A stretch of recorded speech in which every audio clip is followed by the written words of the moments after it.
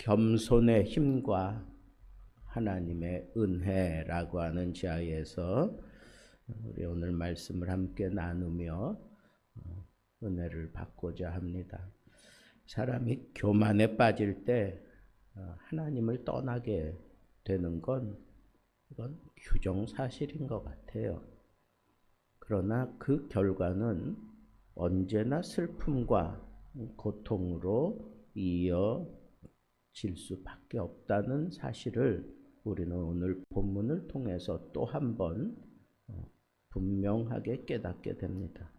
르호보암과 유다 백성들이 하나님의 율법을 버리는, 하나님의 율법을 버렸다 하는 얘기는 이제는 율법대로 살지 않아도 얼마든지 우리들 스스로 우리들 자신을 지키고 이 나라를 부강케 할 수 있다 하는 그런 자만하는 마음이 하나님의 율법을 버리게 만들었습니다. 또 한 번 우리 기억해 둡시다. 하나님의 말씀을 버리면 사람은 교만에 빠지게 되고, 그리고 그 교만은 반드시 대가를 치러야 그 교만의 상태가 해결된다고 하는 것을 이 성경은 수도 없이 우리에게 계속 반복적으로 가르쳐 주고 있습니다. 그런데 그 교만함에 빠졌을 때 하나님께서 그 교만을 꺾기 위해서 즐겨 사용하시는 것이 이웃 나라를 일으켜서 유다 백성들을 쳐들어오게 만듭니다. 그래서 아주 갈 때까지 다 가는 거예요. 여러분, 르호보암이 백성들에게 인정받았던 일이 뭐예요? 그가 유다에 있는 모든 그 성들을 방비성으로 만들었다 그랬잖아요. 전쟁을 대비해서 그렇게 모든 성을 그렇게 튼튼하게 만들어 놨어요. 그러니까 그것 때문에 르호보암 왕이 이렇게 교만함에 빠졌고, 또 유다 백성들도 그 왕을 오늘 말씀 보니까 그대로 본받았다. 그대로 카피를 떴어요. 왕이 교만하니까 백성들도 똑같이 교만한 거예요. 우리에게는 이 엄청난 수의 방비성이 있다. 어떤 나라가 쳐들어와도 우리는 껐떡없다 하는 그런 생각이 르호보암에게만 있는 게 아니라 그 유다 모든 백성들에게도 있었어요. 그러니까 자기들이 만들어 놓은 그 성을 바라보면서, 그리고 그 성에서 이루어지는 그 모든 일들을 바라보면서 왕도 교만하고 그 왕을 본받아 그 모든 백성들도 그대로 본을 따라 교만해지는 그런 상태에 이르게 되었을 때 하나님께서 그 옆에 나라 애굽의 왕 시삭을 일으켜서 엄청난 대군, 이 원래 말을 구하러 애굽으로 가잖아요. 근데 여기 기병들을 데리고 마병을 구축하고 그 다음에 그와 함께하는 무리들이 아주 그냥 인산인해를 이루어 가지고 예루살렘을 쳐들어온 거예요. 유다 땅을 하나하나 다 정복하기 시작합니다. 그래서 마침내 수도 예루살렘 앞에까지 왔습니다. 아니, 그 예루살렘 앞에까지 올 동안 이 르호보암과 이 백성들이 빨리 깨닫고 빨리 하나님 앞에 엎드렸으면 참 좋았을 텐데, 이상하게 인간은 아주 끝까지 갈 때까지 가서야, 그제서야 어쩔 수 없이 무너지는 그런 경우가 비일비재해요. 이 르호보암과 이 유다 백성들이 또 그렇습니다. 그래서 이제는 더 이상 피할 길이 없는 그런 상황에 이르렀다 하는 그런 생각이 드니까 하나님께서 그제서야 선지자 스마야 선지자를 보냅니다. 이 스마야 선지자가 북이스라엘을 치려고 18만 명이나 되는 그런 백성들을 규합시켰을 때 나타나서 하나님으로 말미암아 나타난 일이니까 형제끼리 싸우지 말아라 그래서 그냥 모든 백성들이 각기 집으로 돌아가게 만들었던 선지자잖아요. 그러니까 이번에도 스마야 선지자가 르호보암 왕에게 가서 이 말씀을 하시는 거예요. 그런데 놀라운 것은 스마야 선지자의 입에서 나오는 그런 얘기를 하나님의 말씀으로 받아들이는 거예요. 하나님의 말씀으로 받아들이고 그리고 스스로 겸비했다. 누구나 할 것 없이 왕도 그렇고 대신들도 그렇고 온 나라 백성들도 그렇고 스스로 겸비하여 하나님 앞에 통회하고 자복하게 됐다 하는 것을 얘기하는 겁니다.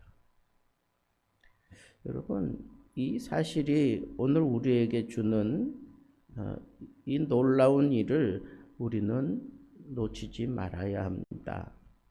그래서 이렇게 스스로 겸비하게 되었을 때 하나님께서 분명한 그런 깨우침을 주잖아요.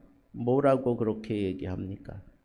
하나님께서 그 돌이킨 그 모습을 보고 하나님께서 멸망할 만한 그런 상황을 하나님이 거두어 들이시기는 하지만 하나님께서 거기 분명하게 얘기를 해요. 이 시삭이 예루살렘 성까지 들어와서 그 예루살렘 성에 귀중한 성전에 있는 모든 그 금 방패며 귀중한 것들을 시삭이 다 그냥 취하게 됩니다. 그러니까 그제서야 이제 하나님 앞에 스스로 겸비하고 막 그렇게 되는 그런 상황이 벌어졌을 때 하나님께서 이런 말씀을 하여 예루살렘을 멸망시키지는 않을 거다. 그러나 너희들이 시삭의 종이 되어 나를 섬기는 것과 세상 나라들을 섬기는 것이 어떠한지 알게 되리라 하셨다 그랬어요. 이게 교만함의 대가예요. 교만하면 하나님께서 목숨은 붙여주시지만 그 교만함으로 말미암아 갈 때까지 다 가는 거예요. 완전히 그냥 코가 납작해지도록 통회하고 자복했으니까 하나님께서 멸망시키지는 않았지만 여기 분명하게 얘기하잖아요. 네가 이 정복군 시삭의 종이 되어 나를 섬기는 것과 그리고 세상의 나라들을 섬기는 것이 어떠한지 한번 겪어봐라 하는 것을 분명하게 얘기하는 거예요. 그러니까 하나님이 멸망시키지는 않았지만 시삭의 종이 되는 그런 형편으로 만들어 버리셨습니다. 그래서 밤낮 조공을 갖다 바쳐야 되고 예루살렘에 들어와서 그 성전에서 솔로몬이 만든 모든 금 방패 이런 것들을 왕궁의 보물 이런 것들을 다 빼앗아 가지고 돌아갔어요. 그랬더니 르호보암이 이 금 방패 대신에 노스로 방패를 만들어 가지고 국문을 지키는 그 경호 책임자들의 손에 맡깁니다. 그리고는 여호와의 전에 들어갈 때마다 이 경호하는 자들이 그 놋 방패를 들고 갔다가 경호실로 도로 가져갔더라. 그런 거 보니까 이 르호보암 마음속에 금방패도 다 빼앗기고, 여러분 금방패가 상징하는 것은 그만큼 부유하다, 그만큼 막강하다 이런 건데 그냥 다 빼앗겼으면 철저하게 그냥 그 앞에 엎드리고 하나님만 바라봐야 되는데 또 놋으로 방패를 만들어 가지고 자기를 그렇게 보호하는 그런 어리석은 모습을 여기서 보게 됩니다. 어쨌거나 르호보암이 스스로 겸비하였고 유다의 선한 일도 있으므로 여호와께서 노를 돌이키사 다 멸하지 아니하셨다 그랬습니다. 그러나 시삭의 속국이 돼버리고 말았습니다. 저는 오늘 말씀을 통해서 두 가지 사실을 우리가 한꺼번에 보게 되는데, 교만은 패망을 가져와요. 성경이 늘 얘기하잖아요. 교만은 넘어짐의 앞잡이다. 패망할 수밖에 없다. 그런데 그 교만함이 뭐예요? 하나님의 말씀을 버리게 된다는 거예요. 하나님 말씀 없이도 나 얼마든지 살 수 있다라고 그렇게 생각하는 거예요. 여러분, 내가 믿음 생활 잘 할 때에는 하나님의 말씀에 귀를 기울이며 살게 되잖아요. 설교를 들을 때 그 설교가 뭐 딱딱하던 아니면 뭐 길던 그런 거 상관없이 그 말씀이 귀에 들어오고 가슴에 팍팍 꽂히고 그 말씀을 들으면서 눈물 콧물 흘리며 내가 그 말씀에 비추어지며 내가 하나님 앞에서 사람들 앞에서 부끄럽지 않게 살려고 막 그렇게 저절로 그렇게 나 자신의 그 순결함을 지켜갔는데 교만해지니까 하나님 없이 얼마든지 살 수 있다 그렇게 생각하고 행동하니까 하나님을 등지게 되고 그 결과로 하나님의 말씀이 들려오지 않는 거예요. 하나님의 말씀에 눈이 가지 않는 거예요. 하나님의 말씀이 들어와도 가슴에 꽂히지 않는 거예요. 여러분, 내 상황을 바라보면서 나의 존재를, 내 위치를, 지금 내 형편을 깨달을 수도 있지만 하나님의 말씀에 비추어서 내가 이 말씀을 붙들고 막 통곡하고 이 말씀을 들으면서 그냥 기쁘고 이 말씀이 들어오니까 걱정 근심이 하나도 없고, 엘리 대제사장이 그렇게 신통치 않은 그런 역할을 하고 있을 때 한나가 성전에서 기도하다가 오해되는 상황을 다 풀어내고 마지막 엘리 제사장이 그렇게 얘기하잖아요.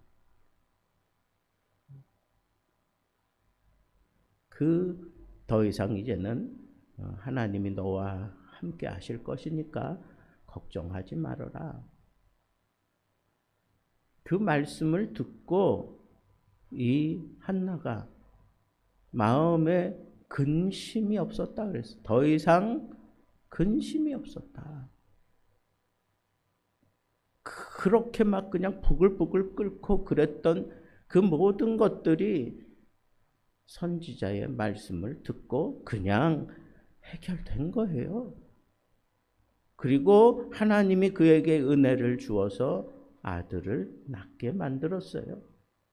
여러분, 분명한 순서, 하나님이 은혜를 주시기 전에 먼저 매듭을 푸시는데 그 매듭 푸는 게 뭐예요? 이 말씀에 그를 닦아 세우고 그 말씀으로 말미암아 그들이 하나님 앞에 자신의 모습을 보고 그리고 이 말씀에 순종하게 되면 하나님께서 그 모든 근심, 수색 다 걷어가시고 비로소 하나님께서 그에게 통로를 여시고 하나님의 복을 쏟아 부어 주시는 게 그게 아주 정형화된 하나님의 은혜를 받는 모습이에요. 오늘 말씀도 똑같아요. 심각한 상황까지 다 몰려 들어가서야 그제서야 이제 하나님 바라볼 마음이 생겼는데 그때 하나님께서 스마야 선지자를 보내잖아요. 그 말씀을 들으면서 그들이 스스로 겸비하는 모습을 가져요. 그 얘기는 뭐예요? 그들에게 말씀이 들려왔다는 거예요. 말씀에 집중하고 있다는 거예요. 그 말씀대로 하겠다는 거예요. 그랬더니 하나님께서 멸망시키지 않고 조금 구원하시고 완전히 멸망시키지는 않고 그들에게 다시 일어설 수 있는 그런 최소한의 여유를 하나님께서 허락하셨습니다. 스스로 겸비하여.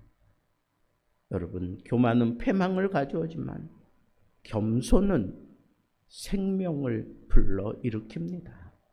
생명을 불러일으키는 게 겸손이에요. 이렇게 완전히 초토화되고 난 다음에도 될 때라 되라 뭐 이래 뭐 이러고 말지 뭐 이러면 그 사람은 그냥 멸망길로 치달아갈 수밖에 없어요. 그러나 자기에게 임한 하나님의 말씀을 붙들고 하나님 앞에 철저하게 스스로 겸비하는 모습을 갖추면 하나님께서 그것을 오늘 성경에도 보니까 보신지라 그랬어요. 보신다고요. 하나님께서 관심을 가지고 겸손한 모습을 취할 때 하나님이 그걸 보시는 거예요. 그걸 보시고 하나님께서 그들에게 구원의 문을 열어주셨던 것입니다. 이게 하나님의 은혜예요. 도대체 지금 이 상황에서 르호보암과 그 백성들이 한 게 뭐가 있는데 아무것도 없어요. 그냥 어쩔 수 없어서 하나님 앞에 그냥 통회하고 자복하고 그런데 하나님께서 그들을 보시고 그들에게 살 길을 열어주셨어요. 그게 하나님의 은혜입니다.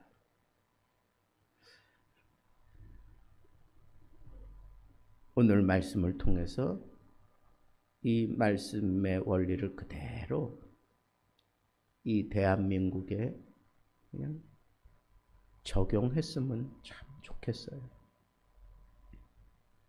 스스로 겸비하고 남을 쳐다보고 남을 바라보면서 저 사람이 겸손해야 되는데 저 사람이 무너져야 되는데 저 사람이 꺾어져야 되는데 아니 여기 스스로라고 하는 건 다 자기 자신이 자기가 스스로 누가 뭐라 그러지 않았어. 그냥 내가 내 모습을 보고 그냥 하나님 앞에 엎드리는 게 그게 스스로예요.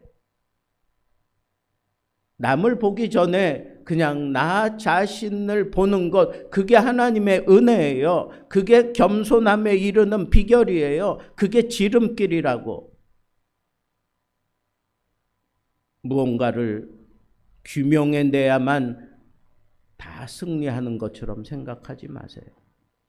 정말 하나님의 은혜를 입는 것은 우리 모든 성도들이 먼저 스스로 겸비하고 스스로 하나님 앞에 하나님 긍휼히 여겨주옵소서. 이 나라를 불쌍히 여겨주옵소서.